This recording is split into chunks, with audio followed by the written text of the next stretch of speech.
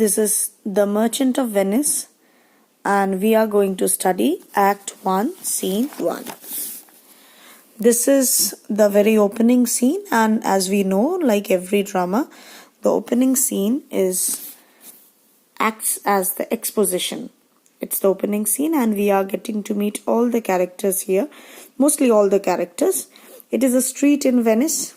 Enter Antonio, Celerino, and Salanio. Antonio. In sooth, I know not why I am so sad. It wearies me, and you say it wearies you. But how I caught it, found it, or came by it, what stuff it's made of, whereof it is born, I am to learn. And such a want-wit sadness makes of me, that I have much ado to know myself. Antonio is the speaker here, and along with him, the other characters are all present on a street in Venice, and Antonio speaks in a very melancholic tone. He says that he really doesn't know why he is sad. And this very sadness tires him, it wearies him. And it even wearies his friend who finds him to be tired and sad. But how he caught it, how he caught this sadness, from where did he find this sadness, or how did he come across this sadness, or what is the very constituent characteristic of this sadness, he doesn't know. He has to learn. And such a sadness, such a want-of-it sadness is making him absent-minded, unaware, and he has much difficulty in knowing himself. Listening to this, Celerino says, "Your mind is tossing on the ocean, where there were your argosies with portly sail like Cygnias and rich burghers on the flood, or as it were the pageants of the sea to overpeer the petty traffickers that curtsy to them, do them reverence as they fly by them with their woven wings." Now Celerino, being a well-wisher of Antonio, wanted to actually define, or rather give a concrete structure or a parameter to Antonio's sadness. He says that, Antonio, your mind is definitely tossing on the ocean. How is the mind tossing on the ocean? He must be constantly thinking of his rich commercial ships which are sailing in the ocean. There where your argosies with portly sail. There where your rich commercial ships are portly sailing, majestically sailing, like Cygnias and rich burghers on the flood, like Cygnias, like the most renowned, wanted, respectable gentlemen of the state. When they walk on the street, people bow down their head. Just like that, your ships are sailing in the sea, or as it were the pageants of the sea. And when they do sail in the sea, they appear to be like a pageant in the sea. And when they do move in the sea, the small boats or the small sized ships or boats, they just bow down their head in order to show them courtesy. How is this bowing down action takes place? Because when these big commercial ships, they keep moving, the water creates a little turbulence which makes these small boats move up and down. So it appears as if they are showing courtesy to them as they fly by them with their woven wings. As these big ships move ahead by these small ships with their woven wings. Salanio. Believe me, sir, had I such venture forth, the better part of my affection would be with my hopes abroad. I should be still plucking the grass to know where sits the wind, peering in maps for ports and piers and roads, and every object that might make me fear misfortune to my ventures out of doubt would make me sad. Salanio says that, sir, believe me, if I had such business venture forth at the sea, the better part of my feelings would be with my hopes abroad. I would be constantly thinking of my hopes at the sea. I would be still plucking the grass. By plucking the grass, I would just hold it against the wind, and I would check the direction in which the wind is blowing. I would look carefully into the map for ports and piers and roads, and any object that might make me afraid To think of any kind of misfortune to my venture would out of doubt make me sad. Salerino. My wind cooling my broth would blow me to an ague, when I thought what harm a wind too great at sea might do. I should not see the sandy hourglass, but I should think of shallows and flats, and see my wealthy Andrew docked in sand, veiling her high top lower than her ribs, to kiss her burial.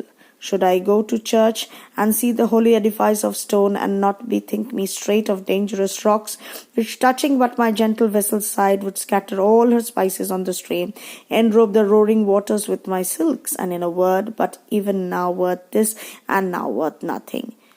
Shall I have the thought to think on this, and shall I lack the thought that such a thing bechance would make me sad? But tell not me, I know Antonio is sad to think upon his merchandise.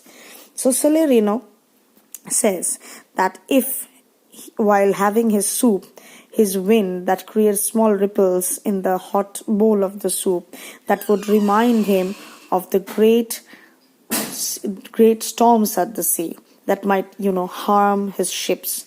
He would avoid looking at the sandy hourglass. Sandy hourglass is an apparatus that was widely used before watches were invented. He would not look at the sandy hourglass, because by looking at the sand, it would remind him of the shallows and the flat sandbanks where his wealthy Andrew is a term which is used for ships, big commercial ships, where he would see his wealthy Andrew docked in sand, veiling her high top lower than her ribs. He doesn't want to look at the sandy hourglass because it would remind him of his wealthy commercial ship Andrew falling with her head down and her sides touching the sandbank, ready to be buried in the sand. And if ever he goes to the church and he sees the holy edifice of stone, holy edifice means the building which is made up of stone, he will immediately think of the dangerous rocks that might touch his ship's side and would break her, wreck her, and scatter all the spices on the stream, and the silks will enrobe the entire water of the ocean, and things which were very valuable a moment ago would be completely worthless. So if he has the ability to think of such aspects, then if that is so, if he thinks so, shall he lack the thought that such a thing, if really happened, that would not make him sad? So he thinks that Antonio is sad because he is constantly thinking of his merchandise. Antonio says, believe me, no, I thank my fortune for it. My ventures are not in one bottom trusted, not to one place, nor in my whole estate upon the fortune of this present year. Therefore, my merchandise makes me not sad. Antonio clarifies this to his friend that he is definitely not sad because all his ventures are at sea, because he says that his entire estate is quite favorable and his whole estate is not dependent on one bottom. He has many ventures abroad. Salerino, why then you are in love? Antonio, fie. He doesn't accept it that he's in love. Salerino, not in love neither? Then let us say you are sad because you are not merry. And it were as easy for you to laugh and leave and say you are merry because you are not sad. Now, by the two-headed genus, nature hath framed strange fellows in her time, some that will evermore peep through their eyes and laugh like parrots at a bagpiper, and other of such vinegar aspect that they will not show their teeth in way of smile, though Nestor swear the jest be laughable. Salerino says that if you are not in love, then let me say that you are not happy because you are not jumping around. For if you had been happy, you had been leaping and saying that you were merry. It's as simple as that. Now he cites the example of the two-headed Janus, which is the Roman god of the doors, whose one head is frowning, another head is smiling. And he says that nature has framed fellows like the two-headed Janus. One which is always smiling and one which is always frowning. Some smile or laugh so much that their eyes, some that will evermore peep through their eyes and laugh like parrots at a bagpiper. Just like a parrot laughs at a bagpiper, These people laugh at any silly thing, and others of such vinegar aspect that they will not laugh at anything. Though Nestor swore the jest be laughable. Who is Nestor? Nestor was an old and wise Greek general. Now, Nestor never laughed at anything. And if you had to make Nestor laugh, the joke really had to be laughable. Now, even a joke which could make Nestor laugh, they would not make these people laugh because they are with such sour temperament. Selenio. Here comes Bassanio, your most noble kinsman. Gratiano and Lorenzo, fare you well. We leave you now with better company. Salerno.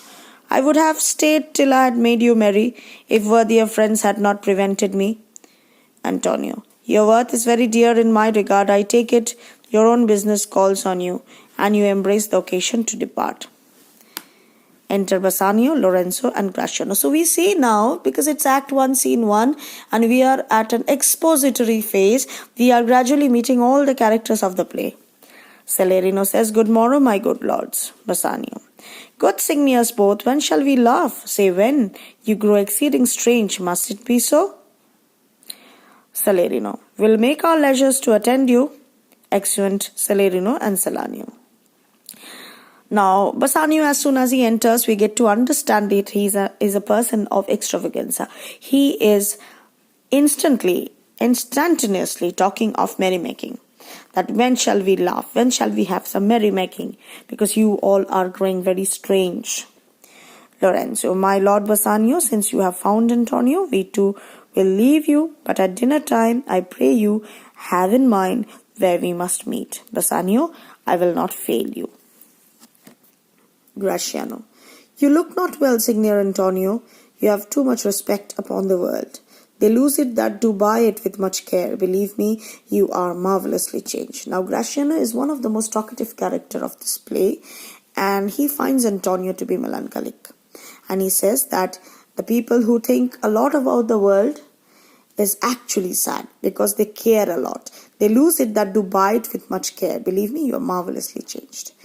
Antonio, I hold the world, but as the world, Gratiano, a stage where every man must play a part, and mine a sad one. So he says that I consider the world to be a world, nothing else, and it is a stage where every man must play a part, and my role is that of a tragic one. I am the tragic hero.